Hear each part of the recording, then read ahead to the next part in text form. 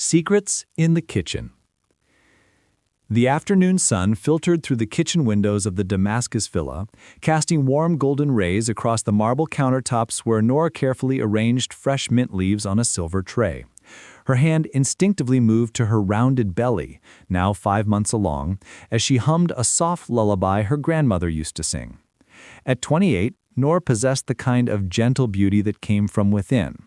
Dark eyes that sparkled with kindness, and a serene smile that made everyone around her feel at peace.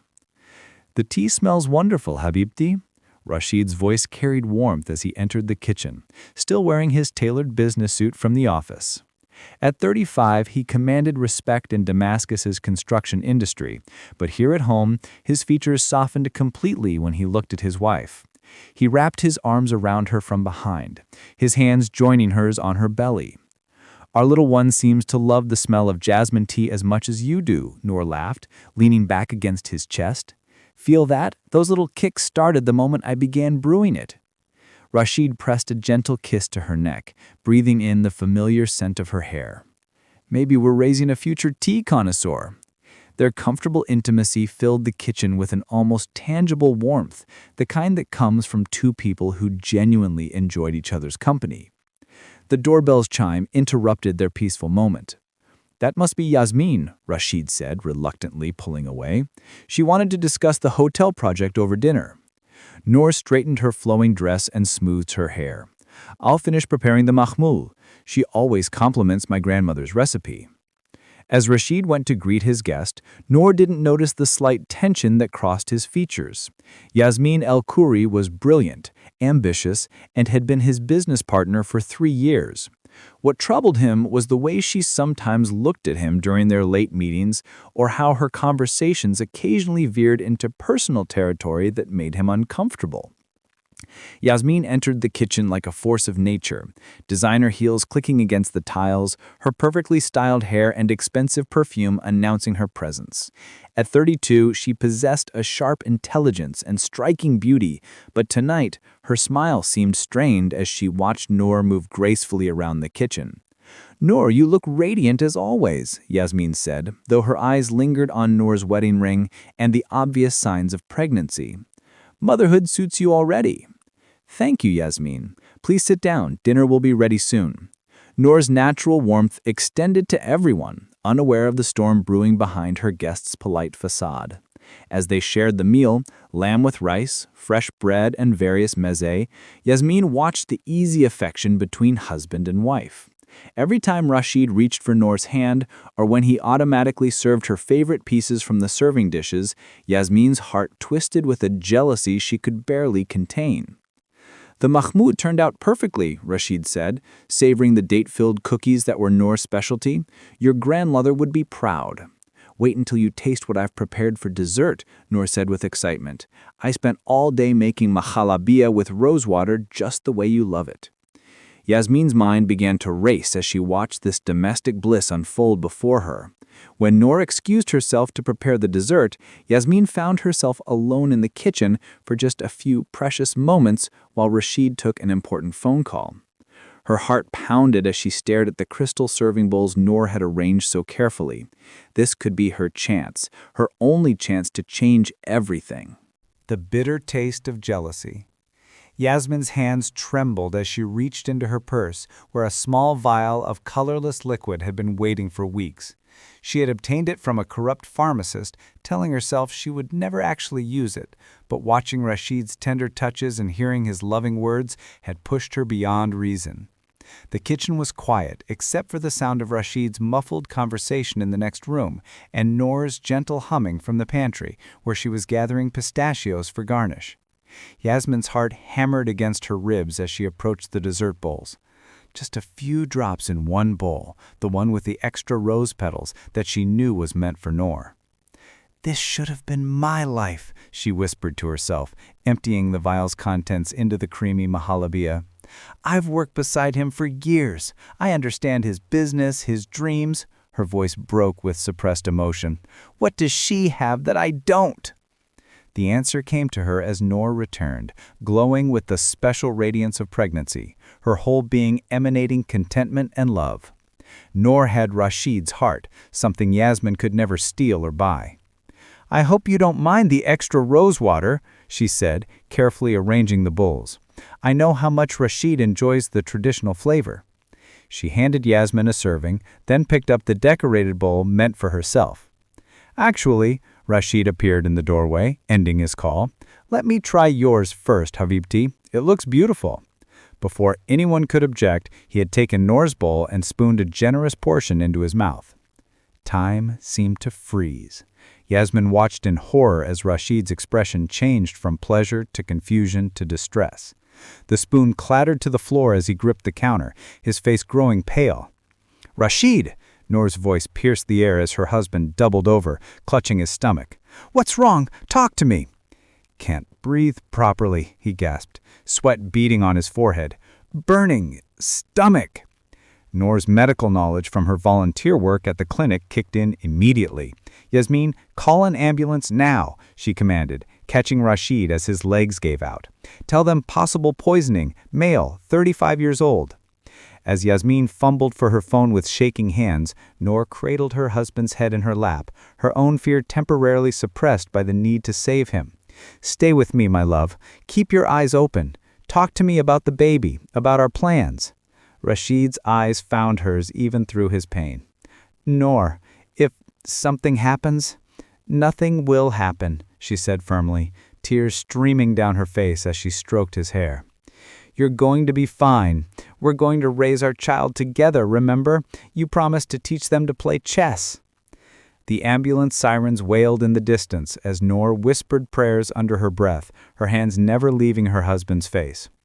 In her peripheral vision, she noticed Yasmin standing frozen by the wall, her complexion ashen, but all of Noor's attention was focused on keeping Rashid conscious and breathing. Vigil of Love. The hospital's fluorescent lights cast harsh shadows in the intensive care unit, where Noor had maintained her vigil for 3 days. She had barely left Rashid's side, sleeping fitfully in the uncomfortable chair beside his bed, her hand constantly holding his.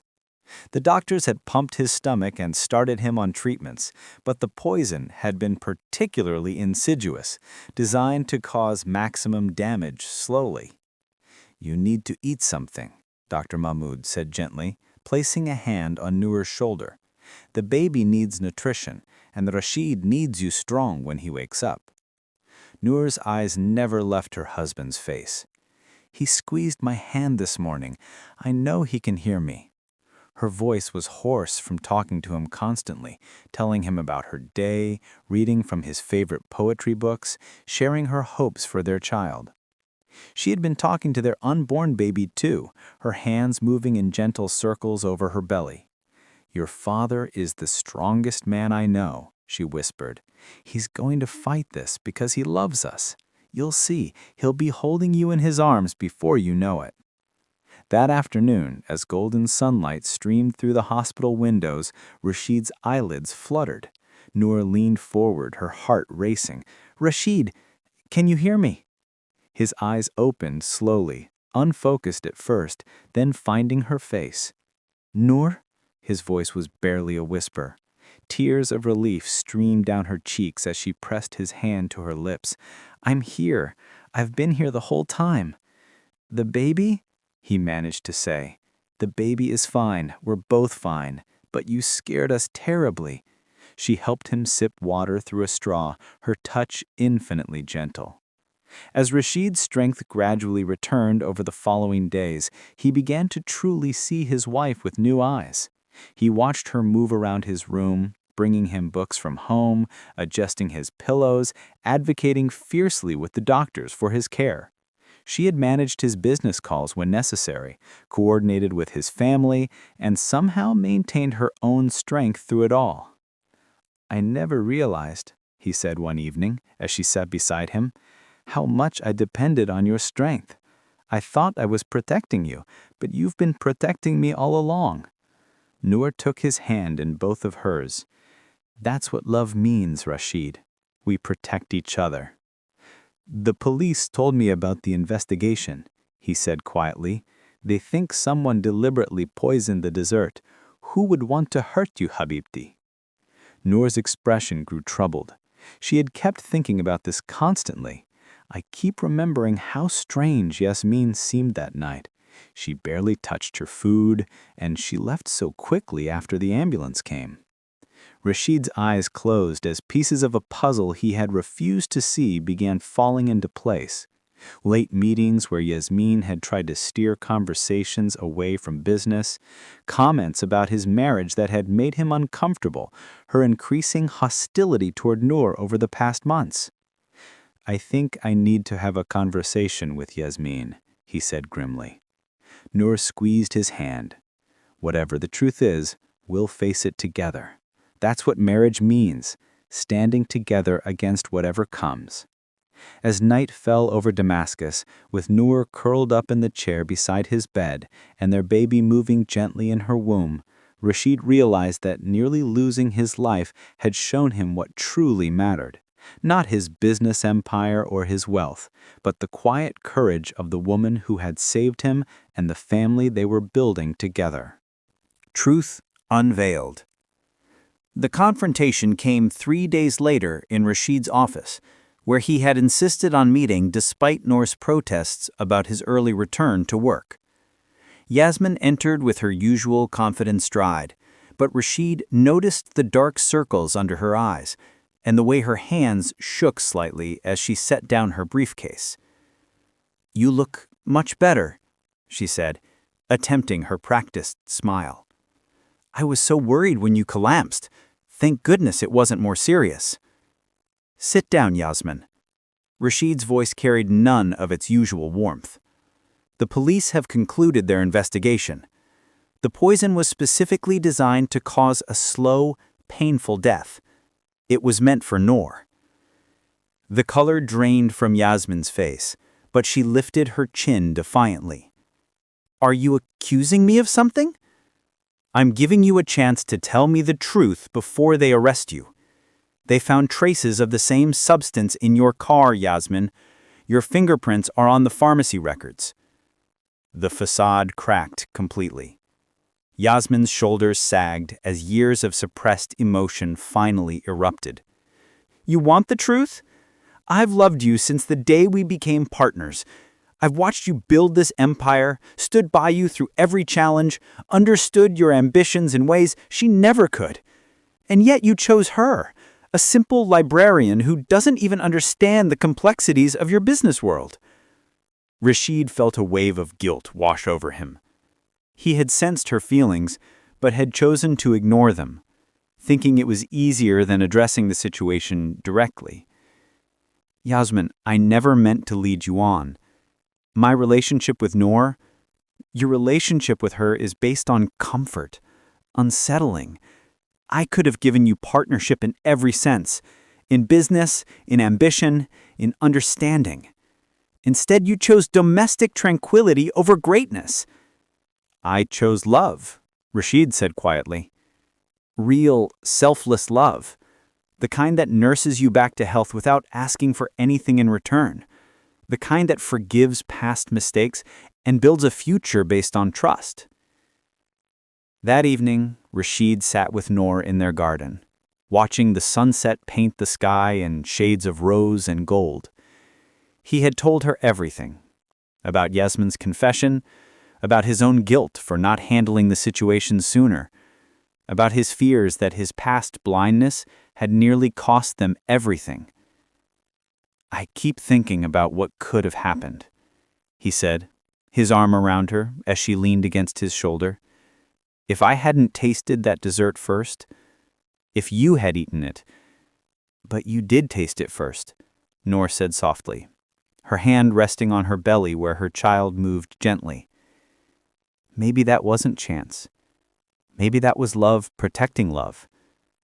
How can you forgive me so easily? My inability to see Yasmin's feelings clearly put you and our baby in danger." Noor turned to face him, her eyes filled with the same steady love that had sustained her through his illness. "Because that's what marriage means, Rashid. We protect each other from our blind spots. Your past doesn't define our future. What we choose to do now does." They sat in comfortable silence for a while, both lost in thought. Finally, Noor spoke again. "I want to visit her." "Yasmin? Noor, she tried to kill you." "She tried to kill me because she was in pain. I understand that kind of pain, the fear of losing someone you love. If our situations had been reversed, I don't want to carry anger in my heart while I'm carrying our child. This baby should be born into forgiveness, not vengeance." Rashid pulled her closer, marveling at the strength and wisdom of the woman he had married. "You continue to amaze me, Habibti. Every day you show me what real courage looks like. Then come with me. Let's face this together." The next morning, they visited Yasmin in the detention center where she was being held pending trial. She looked smaller somehow, diminished by the weight of her actions and their consequences. "I don't expect forgiveness," Yasmin said without preamble. When they sat across from her, "I don't expect forgiveness. I know what I did was unforgivable." "That's not your decision to make," Noor replied gently. "Forgiveness isn't about what you deserve. It's about what I choose to carry forward." Yasmin looked up, confusion evident in her eyes. "I forgive you, Yasmin. Not because what you did wasn't terrible, but because hatred would poison my heart just as surely as that substance would have poisoned my body. I won't let your pain become my prison." New beginnings. 6 months later, the sound of a baby's cry filled the delivery room at Damascus General Hospital. Noor, exhausted but radiant, held their newborn daughter against her chest while Rashid sat beside them, tears of joy streaming down his face. "She's perfect," he whispered, gently stroking the baby's tiny hand with his finger. "Look at those little fingers, those beautiful eyes. She looks just like her mother." "Lila," Noor said softly, gazing at their daughter. "Her name is Lila, born in the night, but bringing us light." Dr. Mahmoud smiled as he finished his examinations. "Mother and baby are both healthy. You've been through quite an ordeal this year, but look what you've created together." As the hospital settled into its quiet night rhythm, Rashid helped Noor adjust their daughter in her arms. The past months had transformed them both. Yasmin had been sentenced to house arrest and community service rather than prison, partly due to Noor's testimony about forgiveness and second chances. She had relocated to Aleppo to start fresh, sending a letter of apology that Noor had read and carefully stored away. "Do you ever regret showing her mercy?" Rashid asked, watching Lila's tiny chest rise and fall with each breath. "Never," Noor replied without hesitation. "Our daughter was born from love that survived poison, literally and figuratively. She represents triumph over bitterness, hope over hatred. How could I regret the choices that brought us here?" Rashid had completely restructured his business, bringing in new partners and creating clearer boundaries between his professional and personal life.